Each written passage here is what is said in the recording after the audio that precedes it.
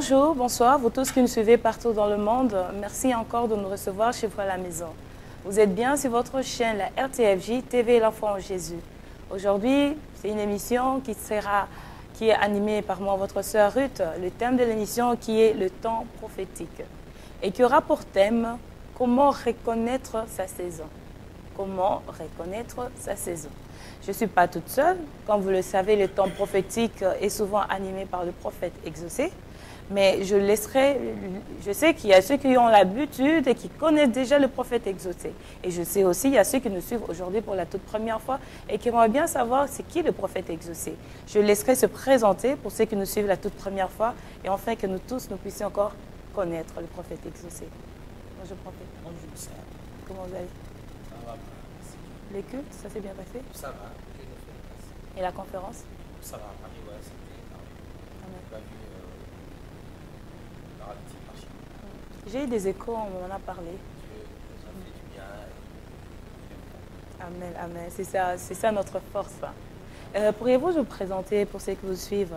voilà, je suis le prophète Exaucé, comme je disais tout à l'heure, Exaucé Lungu, pasteur responsable des églises de Sion évangélique Carmel sanctifié, qui est à Paris et au Luxembourg, et c'est là où je dirige l'Assemblée basée au Luxembourg.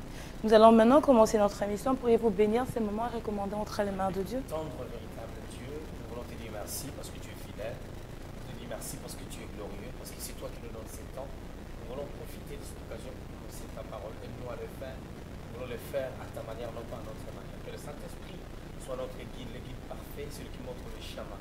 Bénissons, Père, à tous ces instants. Nous bénissons cette chaîne de télévision. C'est là dans le nom de Jésus-Christ.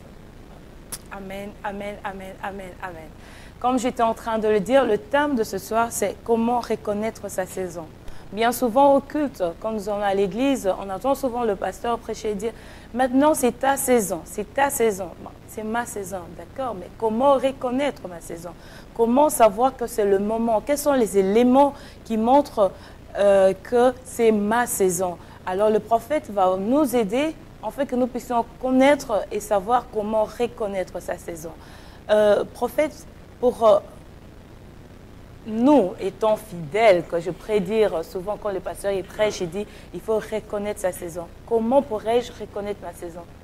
D'abord, c'est quoi une saison? Voilà. Une saison, pour être simple, je dirais, c'est un temps.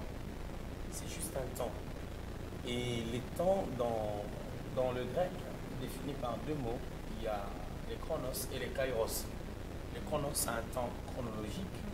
Et les kairos, c'est les temps de la faveur. Les temps où la faveur de Dieu se manifeste dans notre vie. Et je dirais, pour contextualiser cela avec notre thème, on dira que la saison, c'est le kairos dans le grec, c'est-à-dire qui veut dire les temps de la faveur, les temps où les seigneurs visitent. Mais sauf que les questions je dirais, la plus grande question des fidèles se repose souvent sur le point de comprendre comment reconnaître que la saison est là ou la saison est arrivée. C'est-à-dire, j'aimerais mieux qu'on aborde cette pensée en s'appuyant sur les temps qui annoncent la saison. C'est-à-dire l'ossature qui annonce la saison. La saison va arriver parce que notre question c'est comment reconnaître la saison. C'est-à-dire on n'est pas encore dans la saison, mais la saison est là. Parce que la saison, lorsqu'elle est manifeste, elle est d'abord spirituelle. C'est comme lorsque Daniel priait. La Bible déclare que Daniel avait prié pendant 21 jours.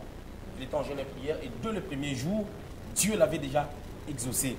C'est-à-dire que l'exaucement était là. Et sauf que lui, il a entendu cette parole que 21 jours après, lorsque l'ange Gabriel lui est apparu. Or, l'ange venait dès le premier jour. Ce qui veut dire que si l'ange était arrivé, Daniel aurait pu même arrêter la prière. Il n'allait pas continuer sa prière. Mais sauf que l'ange a été bloqué. La Bible parle du roi des Perses, c'est-à-dire qui est l'image de Satan. L'ange a été bloqué par le diable pour ne pas apporter de message. Il arrive des fois, la saison est là, mais il y a des choses qui nous empêchent à saisir ou à entrer dans cette saison, mais la saison est déjà là. Voilà, c'est de ça que nous allons parler. Mais comment savoir que oui, c'est la saison est là et pouvoir et pouvoir saisir et rentrer dans ma saison? Très bien. Si déjà on pose la question de savoir comment reconnaître cette saison, Ce qui veut dire que la saison est d'abord spirituelle. Il faut une intelligence renouvelée pour pouvoir comprendre la saison. Souvent, les gens ont tendance à croire que le temps est favorable lorsque tout va bien. Moi, je voulais dire ceci.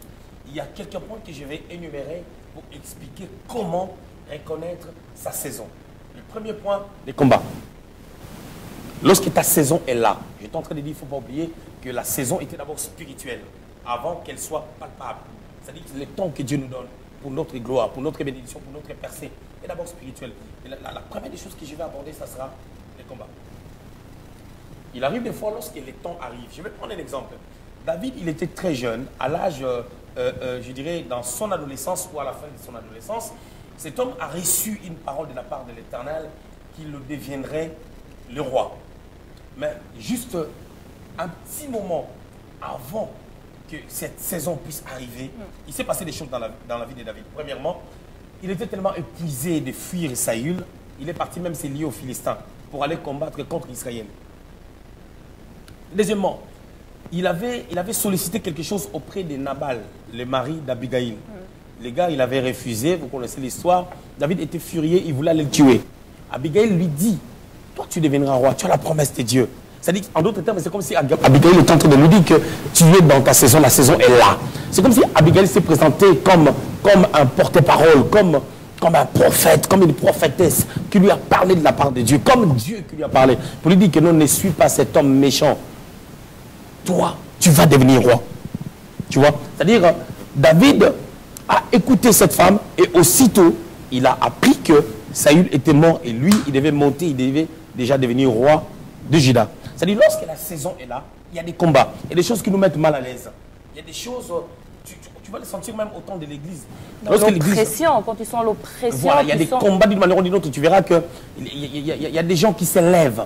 Il y a des gens qui s'élèvent d'une manière ou d'une autre contre toi, et à raison ou à tort. Mais dans ces combats, nous devons tirer des leçons. Nous devons comprendre qu'est-ce que le Seigneur veut déjà nous enseigner. Mais souvent, les gens, quand on dit que les gens ne saisissent pas la saison, c'est parce que lorsque les combats viennent, les gens, au lieu de réaliser qu'il faut un Judas pour que Jésus monte sur la croix, et ils commencent à empêcher Judas d'accomplir son travail. Oh, Judas devait être là. Jésus dira à Judas, ce que tu veux faire, fais-le promptement, fais-le vite. Fais-le vite parce que le temps est arrivé pour que je monte sur la croix. Si je ne monte pas sur la croix, l'humanité ne sera pas sauvée. Dieu ne deviendra jamais le Dieu de l'Église. L'Église ne sera pas enfantée parce que la croix, c'était la conception même de l'Église. C'est sur la croix que Christ a conçu l'Église. C'est comme une femme qui tombe enceinte et cette grossesse-là a duré quelques semaines pour que ça soit enfanté les jours de la Pentecôte. Mais il fallait que l'Église soit conçue sur la croix. Mais il fallait que Judas amène Jésus sur la croix. Mais souvent, nous empêchons Judas d'agir. On l'empêche d'agir. Nous-mêmes, on se défend. Nous-mêmes, on se dit, c'était pas comme ça. On veut même éloigner Judas. Or, Jésus est avec Judas dans la maison de Simon, le pharisien. Il y avait une femme qui était entrée. Marie était entrée. Elle a cassé la bouteille de parfum au pied de Jésus. Et c'était quelque chose de prophétique. Mais Judas, comme il était voleur, il a tout de suite dit non, mais on pouvait vendre les parfums, prendre cet argent, donner aux pauvres, vous connaissez l'histoire. Mais il y a une valeur prophétique dans cette histoire. Jésus connaissait le cœur de Judas depuis longtemps. Il a laissé à côté de lui. Mais souvent, lorsque nous avons Judas, nous voulons tout de suite renvoyer Judas. Nous voulons renvoyer Judas, c'est Judas qui nous amènera dans notre saison. Donc, si je comprends, il faut accepter les difficultés et l'oppression qu'on a, les combats. C'est notre premier point. Ouais. Il faut accepter les combats, il faut accepter les problèmes parce que chaque combat a une connotation prophétique dans la vie de celui qui veut être visité par Dieu. Parce que la saison, on est en train de dire, ça s'annonce des fois par des problèmes. C'est-à-dire, notre premier point, c'était le problème, des combats, des réalités. Regarde au temps des apôtres, il y a eu des persécutions. Chaque persécution avait une connotation particulière. Il y a eu lorsque l'Église commençait à grandir, il y a eu des persécutions. Tu verras que les deux premières persécutions ont amené les apôtres à commencer à annoncer l'Évangile avec un feu terrible, à telle enseigne que là où ils étaient en train de prier, la maison commençait à trembler. Mais la quatrième persécution avait encore une autre valeur. C'était quoi? Les églises devaient commencer. Jésus avait dit que l'Évangile devait aller dans toute la Judée, dans la Samarie, jusqu'aux extrémités de la terre. Mais ils étaient là tranquillement. Dieu est venu lui-même les secouer par des problèmes. Le premier point, c'est les problèmes, déjà. qui nous fait reconnaître la saison. Le deuxième point, pour reconnaître notre saison, c'est juste, il y a des exigences de Dieu dans notre vie. Il y a des choses que Dieu te demande. Des fois, le Seigneur, tu sens au plus profond de toi, Dieu te demande des temps de prière. Des fois, Dieu te demande des temps de méditation. C'est-à-dire, ça te permet de pouvoir, tu sais, dans la prière, on rentre dans un dialogue avec le Seigneur. Dans la prière, on rentre en contact avec les mystères de Dieu. Ce qui était mystère n'est plus mystère parce qu'on va le connaître dans la présence de Dieu. Mais il arrive des fois, la saison est là. On sent les désirs de prier. On sent au plus profond de lui, de nous, pardon, qu'il faut qu'on prie, mais sauf qu'on ne fait pas attention à ça. Et Dieu, des fois, pour nous amener à la prière, ici, c'est aussi des fois des problèmes. Pour pouvoir mieux nous pousser dedans. Ouais. On ne dort pas bien. Il y a des fois des problèmes financiers. Ce qui était normal n'est plus normal. Ce qu'on gagne habituellement, on n'arrive plus à les saisir. Il y a des problèmes, on se dit non, on va aller prier. C'est-à-dire la saison est là. Dieu provoque juste un petit problème pour t'amener dans la prière. Non pas pour régler les problèmes que tu as, mais c'est juste pour que toi tu ailles entendre d'autres choses. Parce qu'il y a des gens qui sont partis chercher Dieu pour autre chose, mais Seigneur les a dit autre chose. Comme Saül, qui était parti chercher les ânesses de son père, or la saison était là pour qu'il devienne roi. Le roi lui dit, le temps est arrivé, parce que Israël demande un roi, et Dieu t'a choisi. Lui était parti chercher les ânesses. Le prophète lui dit, les ânesses se sont retrouvées, c'était juste un moyen.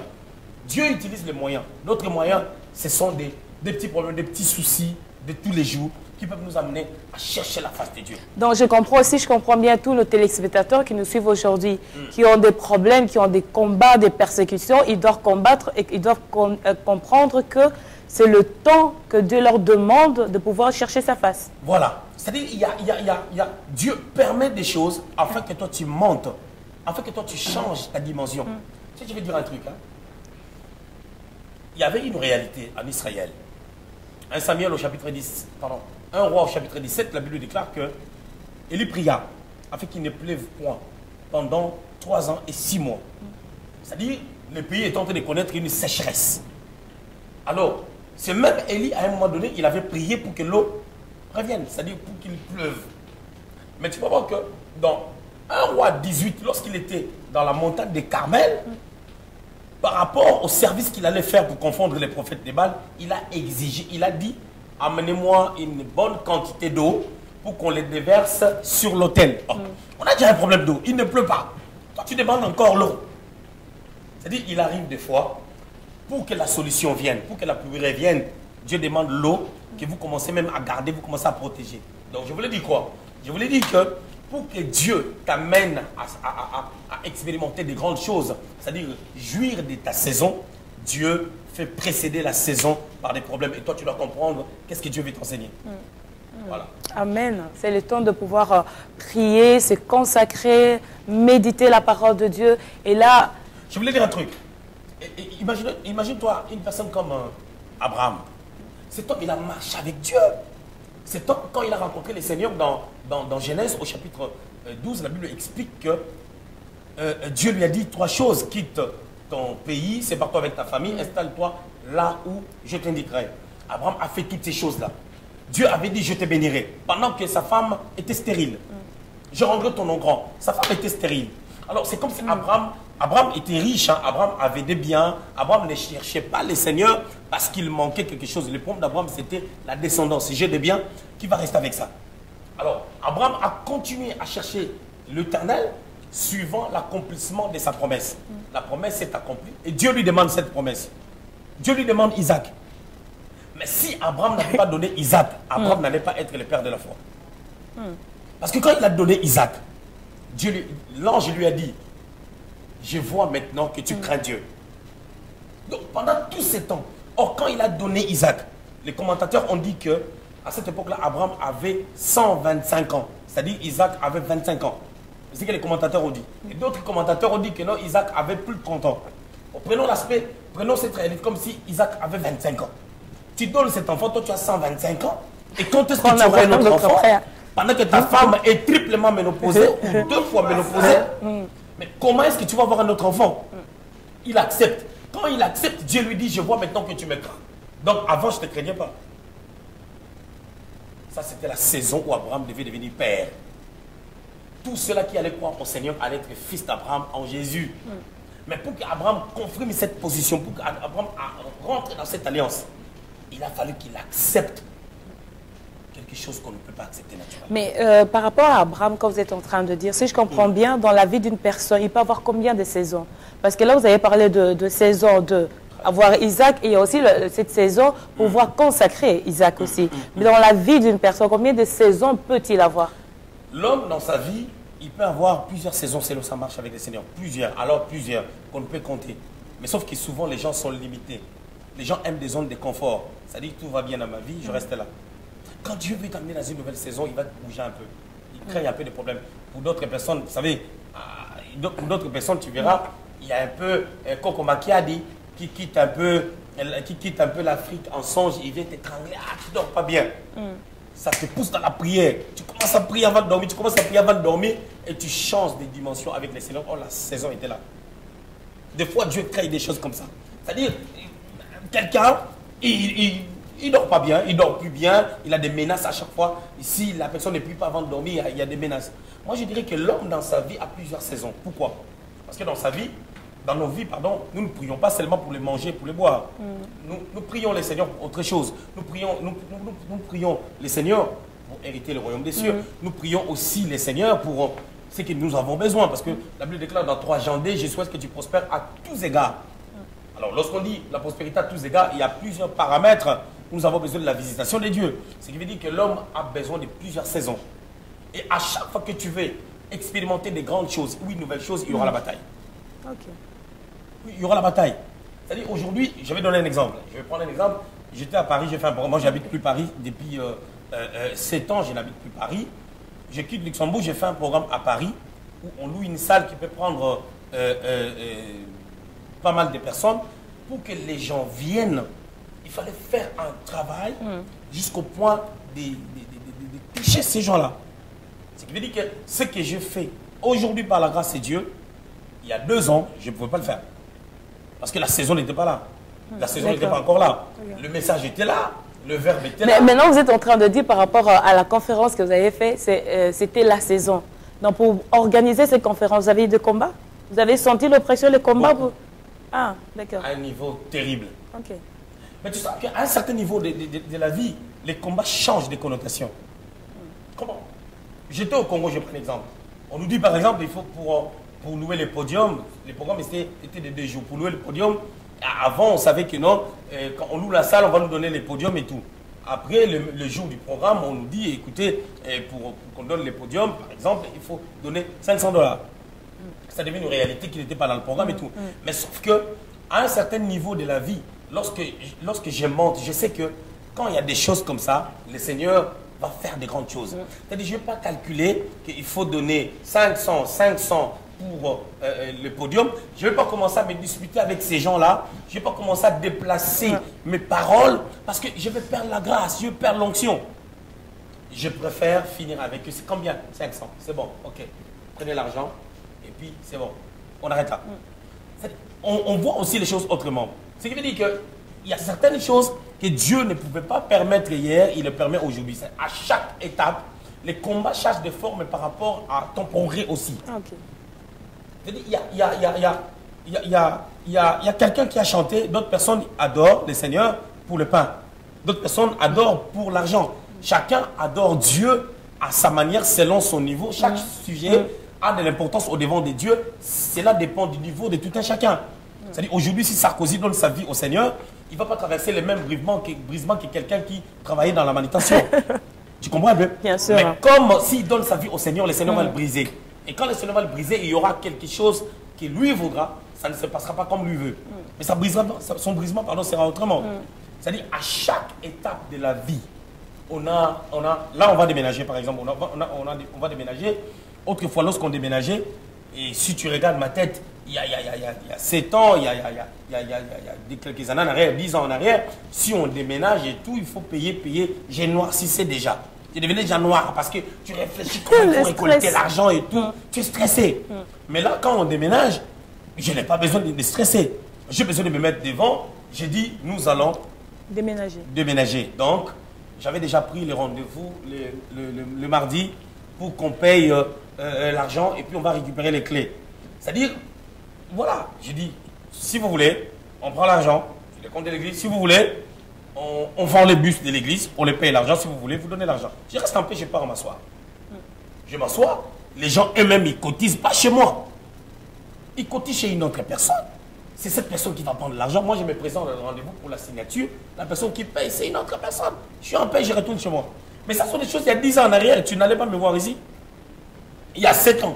Mais tu ne me verras pas ici. Je vais venir comment? Je suis en train de chercher à saisir, je ne sais pas, à attraper. Alors, si je comprends bien, là, si je comprends bien, alors je comprends aussi les pasteurs qui étaient dans l'étape où vous étiez, sur ce stress et ce combat, pouvoir réunir de l'argent à gauche, à droite, pouvoir payer pour le loyer de la salle et tout ça. Moi, je me dis chaque saison que tu traverses, même si c'est difficile, tu sais, il peut arriver que le Seigneur est là dans ce que tu es en train de faire. Tu avais besoin de 1000. Le Seigneur permet que tu aies seulement 600. Il veut que les 400 là, que tu ne puisses pas l'avoir, afin de pouvoir être humble pour expliquer à cette personne que j'en ai pas. Le mois prochain, je te payerai 200. L'autre mois, je te payerai encore 200. Le Seigneur veut seulement travailler ton humilité pour que le mois puisse tomber. Tu comprends? On a traversé ce genre de choses et je te dirais qu'à chaque étape, que tu sois qui, le Seigneur cherchera à faire un travail dans ton cœur, à te briser. Si tu as la capacité aujourd'hui de payer pour 100, demain, tu vas te retrouver devant quelque chose qui te demande 1000. Mais toi, tu n'as que 500. Mais la chose vient du Seigneur. Mais beaucoup de chrétiens, ils disent, ah non, si le Seigneur était là, il allait me donner 1000. Or, Dieu ne fonctionne pas comme ça. Les gens aiment que Dieu donne tout. Il n'arrive pas à réfléchir que pourquoi la saison est là. Parce que souvent, quand on fait des choses, on fait avec conviction. Parce qu'on sait que tout va marcher. Lorsque on sentira qu'on n'a pas forcément ce qu'il fallait, c'est là où maintenant on commence à dire, ah, peut-être que c'était nos idées, ce n'était pas le Seigneur. Même les songes que ma femme avait vus, ce n'était pas ça. C'est là où on abandonne tout. On n'aime pas les épreuves. On n'aime pas Judas. Là, je veux dire un truc. Il y avait un homme dans la Bible qui s'appelait Absalom. Absalom, un bel homme, le fils de David. Absalom était le troisième fils de David parce que le deuxième, c'était une fille. C'était une fille, déjà en Israël à cette époque, on ne comptait pas les filles. Le premier, c'était Amnon. Amnon était mort. Absalom était devenu comme l'aîné de la famille. Il a appris que Salomon devait devenir roi. Or, Salomon, c'était la fille de Bathsheba. Vous connaissez l'histoire. Mais tu sais, il a comploté une conjuration contre son père. Il s'est levé contre son père. Mais je te dis que si Absalom ne s'était pas levé contre David, David n'allait pas continuer à chanter les psaumes. Parce que la plupart de ces psaumes, il a écrit ça quand il était dans la bourse avant qu'il devienne roi. Il a écrit plus de 62% de ces psaumes. Et David étant roi, il n'a écrit que 4 psaumes. Et la révolte d'Absalom n'a duré que 4 jours. Et durant ces 4 jours, David a écrit 14 psaumes. Parlons donc, de David. Que le problème vienne pour que David récupère sa harpe pour commencer à chanter les psaumes. En l'occurrence, le psaume 3. C'est un psaume qu'il a écrit pour la révolte d'Absalom. Il était en train de pleurer au Seigneur. Des problèmes doivent nous arriver pour que nous soyons humbles, pour que nous revenions auprès du Maître, pour que nous puissions nous mettre à genoux, pour que nous puissions gêner, pour que nous puissions prier, pour que nous puissions chercher la face du Seigneur, dire Seigneur. Or, le problème là annonce une saison. Ça annonce une saison, comme au temps d'Élie. C'est-à-dire, Élie priait, il persévérait dans la prière jusqu'à 7 fois. Il a envoyé son serviteur pour voir, c'était pas la pluie, pour que la pluie revienne. Mais il a vu une pomme de main. Il a dit, c'est ça, le signe de la saison. Qu'est-ce qui peut, je dirais, comment est-ce qu'on peut voir la pluie au travers de cette pomme de main? Un signe comme une pomme de main. J'aime que l'autre là soit là. J'aime que Judas soit là. Il faut que Judas soit là. Il faut qu'il fasse ce qu'il a à faire. Parce que Judas me déclenche une saison de Golgotha. Il faudra chercher vos Judas. Regarde Pierre. Il faudra chercher vos Judas pour déclencher la saison de bénédiction. Jésus à la transfiguration, il regarde Pierre. Pierre il dit, Seigneur, reste-toi ici. On va faire 3 tentes. Une pour toi, une pour Élie, une pour Moïse. La transfiguration, ce n'est pas le lieu du repos. Il faut aller à Golgotha. Judas n'a pas encore livré les maîtres. Pierre, toi, tu veux qu'on reste là? Regarde Pierre. Il parlait avant de réfléchir. Lui parlait d'abord, il réfléchissait après. J'aimerais soulever à propos de David. Vous avez dit David, si on regarde bien au début, il a été oint. David, il a été oint. Et est-il possible, quand il a été oint, il n'a pas reconnu sa saison, ni savoir que non, c'était le moment que Dieu l'avait appelé. Dieu l'a oint. Quand il a été oint par le prophète, il est retourné dans la brousse.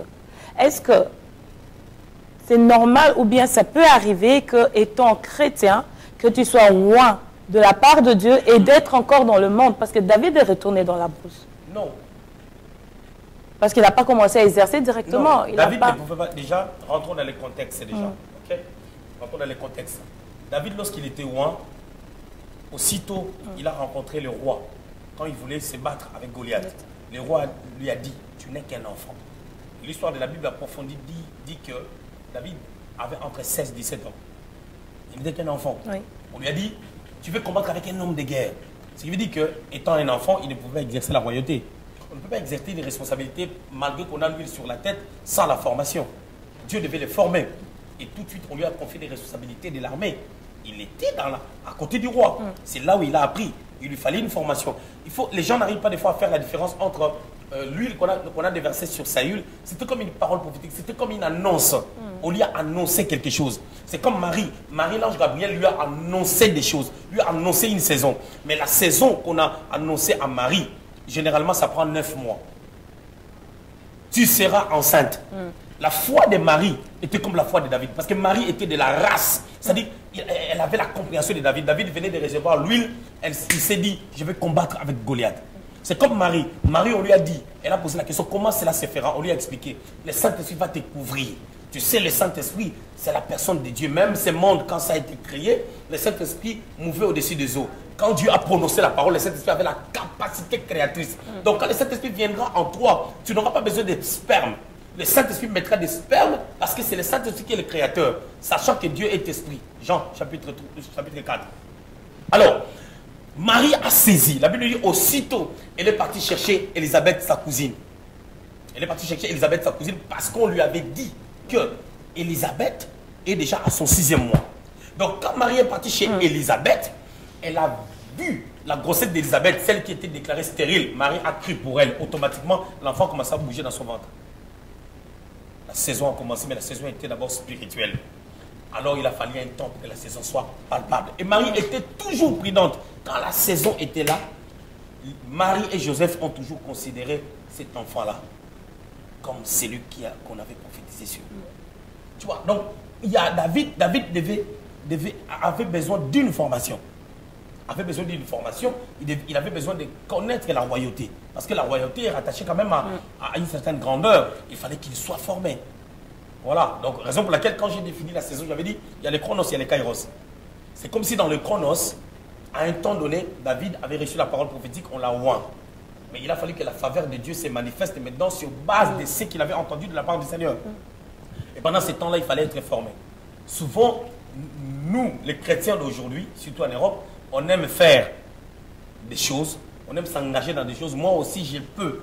Pendant que pour le faire, il faut que tu sois préparé, que tu sois formé. Ça, c'est un des deux. Il faut que tu reçoives un appel sur ça.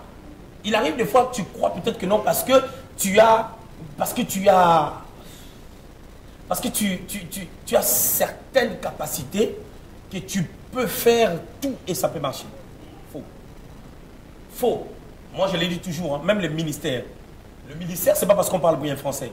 Non. Le ministère, ce n'est pas parce qu'on parle bien l'anglais. Le ministère, c'est parce qu'on a la chose de Dieu. On a la chose de Dieu, on a été préparé pour ça. Il y a deux types de royauté. La royauté de Moïse et la royauté de David. David qui était derrière les troupeaux, qui n'a pas été à l'école. Moïse qui a grandi avec la science égyptienne. Cet homme-là, à un moment donné, c'est lui qui dirigeait Israël. Exode au chapitre 7, au verset 1er, la Bible déclare, je te ferai Dieu. Donc qui dit Dieu, qui dit roi? C'est lui qui règne.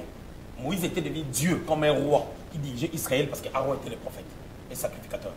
C'est-à-dire, tu vas voir que deux royautés, ces deux royautés ont fait de l'impact de David et de Moïse, mais sauf que les deux personnes étaient différentes. Quoi.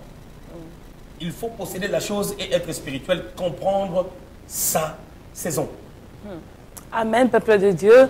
Je suis sûre que vous tous, nous sommes en train de bénéficier de cette parole puissante pour nous faire comprendre comment reconnaître sa saison. Comment reconnaître. Donc, il y a déjà un premier point que le prophète a donné, c'est le combat. Donc, quand tu vois le combat, il y a tellement de combats dans ta vie, pose-toi des questions. Dis-toi peut-être c'est le moment que Dieu t'appelle. C'est le moment que Dieu veut que tu puisses le rencontrer pour pouvoir rentrer dans ta saison. Si tu vois qu'il y a des Judas ou près de toi, qu'il y a des gens qui te cherchent toujours des problèmes pour un rien, ou consciemment tu sais que tu n'es pas, tu connais pas le fait, le pourquoi de ce problème, dis-toi que c'est l'appel de Dieu. Dieu veut t'amener à une autre saison. Donc il faut être sensible à comprendre le temps de Dieu. Donc il y a deux éléments que le prophète nous a donnés. Il y a le combat et il y a des Judas. Donc vraiment, vraiment très important. Si je peux rajouter un troisième. Un troisième. On commence à refuser sa position. C'est-à-dire, la vie que tu as, tu l'aimes plus. Le niveau que tu as, tu l'aimes plus. Tu veux aller plus loin. Et souvent, quand cette réalité se manifeste en nous, on a des coupures de sommeil. On a des coupures de sommeil. On dort, on se réveille. On a dormi à 1h du matin, mais à 4h du matin, on est debout. Les gens se posent des questions, mais pourquoi? Et souvent, ce qui me dérange, les gens viennent chercher tout de suite les pasteurs. Prie pour moi parce qu'ils n'arrivent pas à dormir. Mais réfléchis. Qu'est-ce que Dieu veut que tu fasses? Les gens ne réfléchissent pas. C'est pour laquelle les pasteurs, ils déraillent parce qu'on les amène tout. Les pasteurs sont devenus des dieux. On les amène tellement tout. Au lieu que les chrétiens réfléchissent que non, je suis en train de sentir que les niveaux là que j'ai, ce n'est plus mon niveau. Les choses que j'utilise, je peux prendre un exemple. Hein? Je peux prendre un exemple. Il n'y a pas longtemps, j'étais en train d'échanger les ordinateurs. Les ordinateurs, mon bureau, tout ça, mon ordinateur portable, l'ordinateur de chez moi et tout. Je me disais, dans ce que je veux, la manière dont je vois les choses, il me faut d'autres ordinateurs. Mac. Je me disais par exemple, je dois aller Mac, iPad, iPhone, c'est-à-dire que si j'écris ici, tout va partout. C'est juste une réflexion. Je me dis, par rapport à ce que je fais, pour réduire mon travail, j'ai besoin d'avoir ça. Mais il faut mettre de l'argent, mettre un paquet. Mais quand tu réfléchis toujours que non, ça va m'écouter l'argent, tu ne progresseras pas. Ah oui. Par exemple, laquelle j'ai dit les refus. C'est-à-dire, tu commences à sentir que la situation, c'est que tu as, c'est que tu fais, ça ne te plaît pas. Ça ne te plaît pas, pendant que c'est bien. Les gens voient que c'est bien. Mais toi, tu penses à autre chose. Tu vois, cette émission-là, si quelqu'un me suit, il va dire, ah, le prophète là, c'est un orgueilleux. Hein. Non. Je suis en train d'amener les gens quelque part. C'est-à-dire, tu refuses la position que tu as. C'est très, très important. C'est aussi un signe pour comprendre qu'il y a une nouvelle saison qui vient. Donc, quand tu sens la soif au-dedans de toi, tu sens vraiment que si tu vis une vie monotone, que tu dois exceller, tu dois aller de l'avant. Là, c'est déjà l'appel que Dieu... Moi, par exemple, je n'ai jamais été satisfait de mes prédications. Je n'ai jamais été satisfait de mon français. Comment ne pas être satisfait de votre prédication? Le français, je peux comprendre parce qu'il faut apprendre. Mais comment ne pas être satisfait de votre prédication? Je vais aller plus loin. J'ai une certaine vision de moi et que je n'ai pas encore touché. C'est-à-dire que j'aimerais mieux parler d'une certaine manière. Je n'ai pas encore parlé comme ça. Moi-même, je sais, parce que je l'avais vu, Dieu me l'avait fait entendre. Dieu me l'avait fait voir. Moi-même, je me suis vu en train de parler. Je lui dis, ce niveau-là, je ne l'ai pas encore atteint.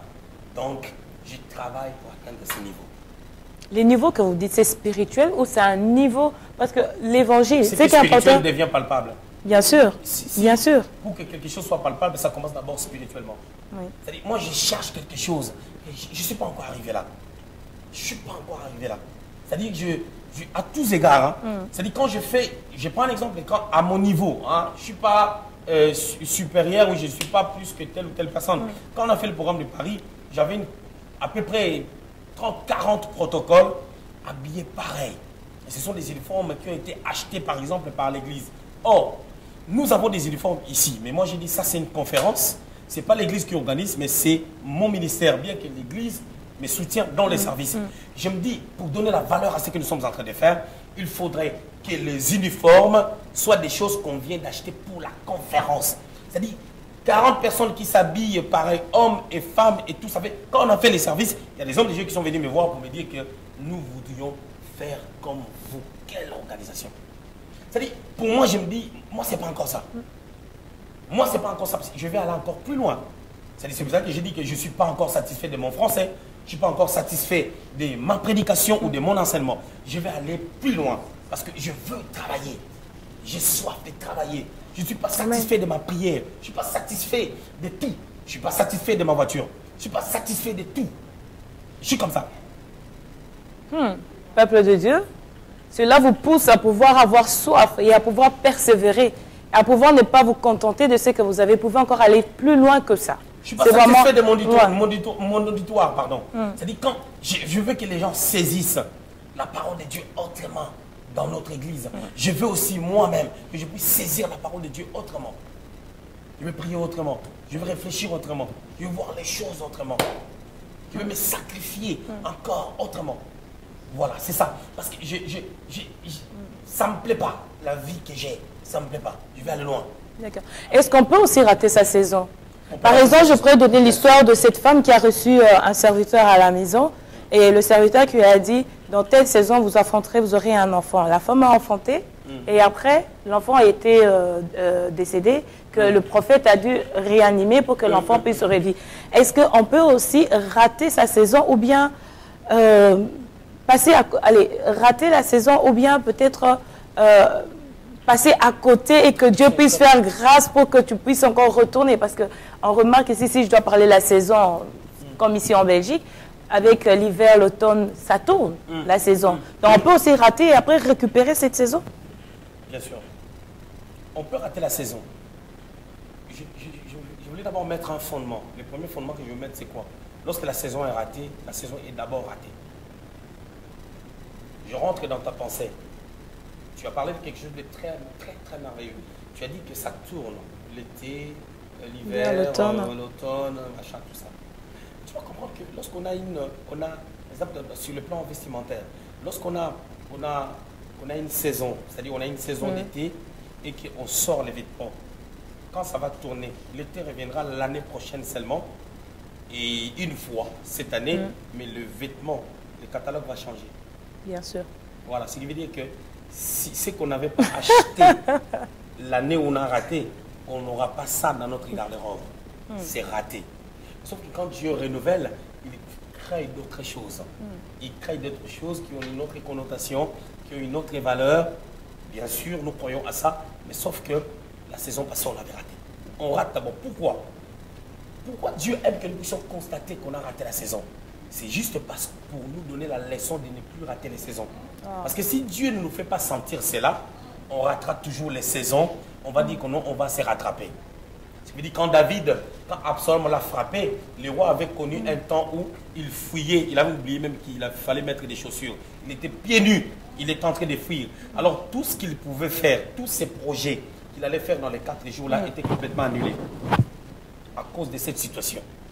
Mais sauf que Dieu, comme il est bon, il lui a redonné cette royauté. Et les commentateurs ont dit qu'à cette époque, David avait 65 ans. Et à 65 ans, tu fuis, tu es pieds nus. Et David a commencé à combattre tout jeune. Il n'était pas en très bonne forme. Tu le sens dans le psaume 3, comment il pleurait. Alors, cet homme, il a raté la saison. Et je dirais que pendant les 4 jours de la rébellion d'Absalom, quand lui, il a fui, on a occupé sa maison. Et pendant 4 jours, Absalom a même couché avec ses femmes. Ce qui veut dire que même les femmes que lui, il aimait, il ne pouvait plus retourner auprès d'elles parce que son fils était passé par là. Hein? 5 ça. Alors ça fait qu'il a raté quelque chose. Excusez-moi, les termes que je vais utiliser pour expliquer quelque chose. Si David avait un plaisir quelconque, partant du charme d'un concubine quelconque, il ne pouvait plus retourner. C'était une saison ratée. Parce que son fils est passé par là. Ce qui veut dire que ce qui est raté est raté. On doit demander maintenant à Dieu qui renouvelle sa bonté chaque matin de renouveler sa saison. Mais quand il renouvelle, les choses ne sont pas toujours. J'aime ne pas rater ma saison. J'aime saisir ma saison. Et la prochaine saison, saisir encore. Amen. Et la prochaine, saisir Amen. encore. J'aime pas rater. Je ne veux pas être dans le panier de ceux-là qui ratent. Parce qu'on en a déjà raté. On a payé les prix. Pourriez-vous déclarer des bonnes paroles pour toutes les personnes qui nous suivent, qui puissent rentrer dans leur saison? Je voulais déclarer pour quelqu'un qui a raté sa saison. Je voulais dire que l'échec n'est pas le dernier mot de Dieu. Je connais un homme Pierre qui avait régné le Seigneur. Mais cet homme, le Seigneur savait qu'il l'aimait. Pierre est retourné même dans la pêche. Mais le Seigneur lui a dit, ta saison n'est pas là. Ta saison, c'est de l'autre côté. Je vais renouveler, tu saisiras. À telle enseigne qu'à du moment où tu passeras, ton ombre va commencer à guérir. Je veux dire à quelqu'un, tu es dans la destinée prophétique. Et tu es dans la destinée prophétique. Le problème que tu rencontres, c'est pour une gloire, c'est pour quelque chose de très merveilleux. N'ayez pas peur de l'inimitié, n'ayez pas peur des problèmes, n'ayez pas peur des commérages. Il faut qu'on parle de toi. Tu as de la valeur. Comme les fruits mûrs, on fait attention à ça. C'est-à-dire, ne regarde pas, c'est que laisse Judas accomplir sa mission. Judas a une mission pour toi. Mais sache-le que Judas aussi a son Judas. Le Judas de Judas tuera Judas. Parce que le Judas de Judas, c'était l'esprit des morts qui avait amené Judas, après avoir livré le Seigneur, à aller se pendre. Accepte ton Judas, parce que Judas a son Judas. Son Judas est pire que ton Judas. J'ai parlé prophétiquement. Que Dieu vous bénisse. Amen, amen. Merci beaucoup, chers téléspectateurs, vous tous qui nous avez suivis aujourd'hui. Je suis sûre que la paix et la joie est venue dans vos maisons et que cette parole a vraiment fait du bien dans vos vies, dans vos familles, vous tous qui nous avez suivis. Laisse que la joie, la paix, l'amour et la bonté de l'Éternel demeurent dans vos vies au nom de Jésus. Bye bye.